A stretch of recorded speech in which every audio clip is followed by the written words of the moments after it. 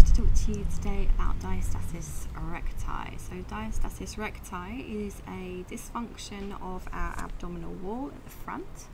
What happens is sometimes when we have a lot of abdominal pressure, there can be a separation from the linea alba, which runs right down the middle of the muscles here. So it runs just in the centre of the rectus abdominis. So those are those six-pack muscles that just run down the front of our stomach. Now this can happen through pregnancy, so we can get a lot of pressure obviously on the inside of the abdominal wall. This is obviously built to stretch, okay, to allow for that pressure. We can also get that through other things like lifting weights incorrectly, okay, or any other kind of abdominal pressure where the stomach's being pushed outwards.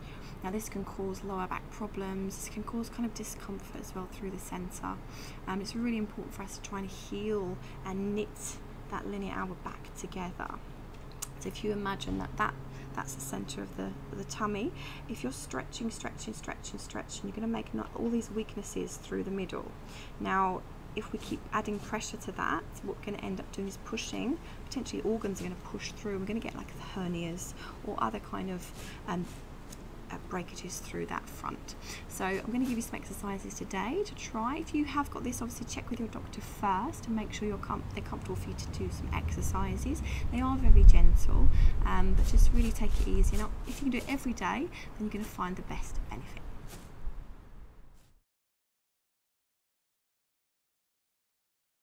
So testing for diastasis recti, you may well have been told by your doctor, like after you've given birth, and they might have checked you to see if you've got it, so you might well know how to check for yourself. If you maybe suspect you've got it, you can actually do a self-check, and also it helps you to register your progress when you are healing that separation. So what you can do is lie yourself down on a fairly firm surface. And what you're going to do is you're going to actually lift your head. So this is counterintuitive to what we say when we do the diastasis recti, but we need to just see where the problem is. So I recommend just popping one hand behind your head, supporting that head and just lifting up, okay? And you should already see if there's a little pressure in the centre, that little push in the middle. To find where you've got maybe the most issues, you get your fingers and you start to feel into your tummy right down the centre, okay? So you have a little feel around, and if you've got it, you'll feel like a little dip between the muscles, okay? Usually around the belly button, especially for pregnant women, you find that that's where the major separation would have been, because that's where most of the pressure would have been. So you really want to feel around. If you've got 3 fingers or more, then you've really got to be very, very careful. You really want 1 finger max down the middle, or less really. 2 fingers is not too bad, but obviously you still keep working on it. You want to get it as small as possible so you haven't got big separation feeling down the middle, okay? So that's how you test for it. Obviously you don't want to be in that position for too long, because that's obviously adding to that abdominal pressure. So the first exercise that we're going to look at is breathing. So it's very overlooked.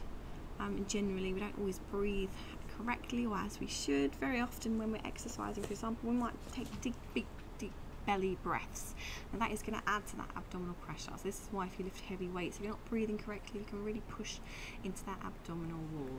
So when we work on that breath, we can really draw in the abdominal wall and those stabilising muscles. So we've got some corset muscles that run right around the centre, and these work to kind of cinch everything in and keep all of our organs in place, you know, and help keep that abdominal pressure consistent. So once we train those muscles, that's going to make sure they do what they're supposed to do. Obviously if we sit a lot through our jobs, they can get quite weak, so it's another reason to train those muscles. So we're going to do some diaphragmatic breathing. This involves expanding the rib cage nice and wide, okay, and as you exhale and draw that rib cage in, you're going to really draw in that belly button and really try to imagine you've got that corset around the middle, and it's really compressing and squeezing the abdomen in. So the way we do that, you can do this standing, you might find it more comfortable, is bring your hands to your rib cage, so the lower part of your rib cage, and what you're going to do is press that breath into the hands. So take a nice big breath in, expand the rib cage. Exhale, squeeze that tummy tight. And again, big breath. And out. Squeeze that tummy in tight, belly to spine. And again. And out, squeeze in. breathe. Nice and wide, and exhale all the way out. Well done. So if you can try and do that about 10 times each and every day, you'll find it gets stronger and stronger the more you do it. Just be very mindful you're not breathing into the belly and adding to that push outwards. Make sure we're breathing into that rib cage. So our next exercise is going to help you focus on recreating that pelvic floor. So very often when we've got this diastasis recti issue, it can cause pelvic floor issues, weaknesses in the pelvic floor. So we're really going to be focusing on the pelvic floor and just working really, really gently on that. So if you can get yourself down onto your back, and roll yourself down. We're going to find our neutral spine positions. This is going to really give you a good basis for your pelvic floor work. So I want to make sure the feet are hip width distance apart, and we're going to find our neutral pelvic position. So if you make a diamond shape with your hands, pop your thumb on your belly button, fingertips downwards, pop an imaginary marble in that diamond shape and roll that marble in towards your belly button, and then roll that marble towards the fingers. And then rolling back to the belly button, and then rolling to the fingers. Do one more each way, roll to the belly button, and then roll away to the fingers. And then we're going to start to get smaller and smaller with that movement, so go towards yourself and back, and get smaller and smaller and smaller until you come to your center position. That is going to be your neutral. So what we're going to do is pop our hands on our hip bones, alright, and we're going to find the bony part of the hip bone, okay? You might have to feel around to find that. So find that bony part and just pop the fingertips in, just this kind of a little lip inside that pelvic bone. So press in there and give me a little cough, just a very small one. And you should feel the obliques firing up and pressing into your fingertips, okay? If that's happening, great. You might find you have to practice a bit before you find that position and feel that pressure, okay? So don't worry if you're not feeling it exactly today, that's fine. So we can connect it again with the pelvic floor. So thinking about really needing to wee, basically, is what we need to think about when we're connecting that pelvic floor. So imagine you really need to go to the toilet. We're going to squeeze those muscles. Now you should start to feel those obliques firing up again underneath your fingertips, okay? So we're going to relax those shoulders, keep that pressure under the fingers, and all I want you to do is slide one leg away from you. So you're going to slide it away. Exhale, draw that belly in. In breath, we're going to flex and stretch the foot. And then we're going to pull from here. So this is where we want to really feel the connection here. Keep that pelvic floor connected, keep that pressure under the fingers. And as you come in, squeeze that tummy and slide the leg back into center. Do the other side. Big breath into the rib cage, remember. Exhale, squeeze that tummy, slide the leg away. In breath, flex and stretch. Exhale, pull from the tummy and draw in. Nice big breath into the rib cage. And exhale, slide away. Flex and stretch. Pull from the tummy, draw in, and again going away. Keep that tummy strong, flex and stretch, and pull in. So you want to do about 10 on each side, just making sure you're really focusing on that tummy, making sure we're not pushing into the tummy or pressing into the tummy to exacerbate that issue. Okay, and that's our second exercise to do. So our next exercise is going to be a bridge. Now we've got to be very careful about how we do our bridge. We want to again make sure we're not pushing in to the stomach as we come up. So we're going to focus on the strength through the tummy, and we're just going to lift straight up. So normally I would get people to curl up, but for diastasis recti I don't want to add any kind of abdominal pressure. So we're going to lift straight up. We're going to hold this position. So we're going to connect through the tummy. We're going to draw that belly button, really draw it in towards that spine. We're going to hold this position. So if you want a little bit more work, you can push your hands on your hips and press down and really focus on that pelvic floor.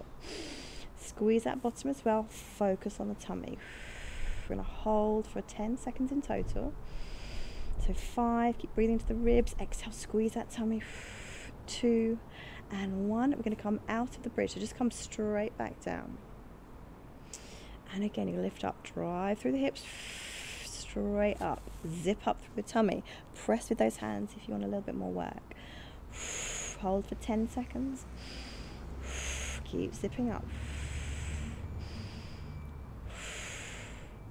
And release down. So again, if you can do 5 of those a day with those other exercises, that's really going to help heal the tummy. We've got 1 to go. So the last exercise we're going to do, we want to bring those legs in together. Arms are going to come out a little bit wider than the body. All you're going to do is very carefully allow those feet to stack on top of each other, and the knees are going to come down to one side. So this is going to strengthen the side of the waist. Now if you feel your tummy pushing out, stop and don't go so far, okay? So you've really got to listen to your body. I'm going to hold at your furthest position. You're then going to draw that belly button, pull it into the spine, and you're going to pull from your opposing rib cage and use that to draw your knees to center. So really connecting here and pull in. So connect, connect, connect. Pull into center. Let's go the other way. So tummy in, let the legs go down. So the feet are stacking on top of each other. Hold. Keep the shoulders flat on your mat. Pull from the tummy. Draw from the rib cage. On your exhale, we pull back in. Hold. Breathing into that ribs, onto the ribs. Exhale over. Hold. Tummy in, pull center. Last one. Over. Hold. Tummy in, pull that pelvic floor in, draw from the rib cage and in to center. Well done. Again, if you can do 10 each way, but nice and slowly, so with that breath pattern, and really focus on the strength through the tummy. So it's a really mindful exercise that's really going to help knit across the center, so those underlying muscles, they sit and they knit across. Okay. So a last point for anyone suffering with that diastasis recti is to avoid putting any undue pressure onto the tummy. So what we don't want to be doing when we get out of bed, for example, we don't want to be kind of trying to get up out of bed like this, okay? Because this is sit-ups. Any abdominal pressure here is going to push that tummy outwards, and we don't want that, okay? So just when you get out of bed, really, really important, it's a really good practice for everyone to do, is just rotate around onto your side. Bring the knees up, and then you're going to pull yourself up sideways. So you get yourself up here, then you put your feet forwards and you just step off the bed forwards, okay? So that is one way to do it, to get up just safely. Obviously we don't want to be sitting up, forcing ourselves up. If you're ever on the floor, get yourself up that way, or if you're ever on your bed, get up that way. So I hope this helps. Obviously give me some feedback, see how you feel, but you have to do this pretty much every day. It's a really mindful practice because it takes a while to heal your diastasis recti. Okay.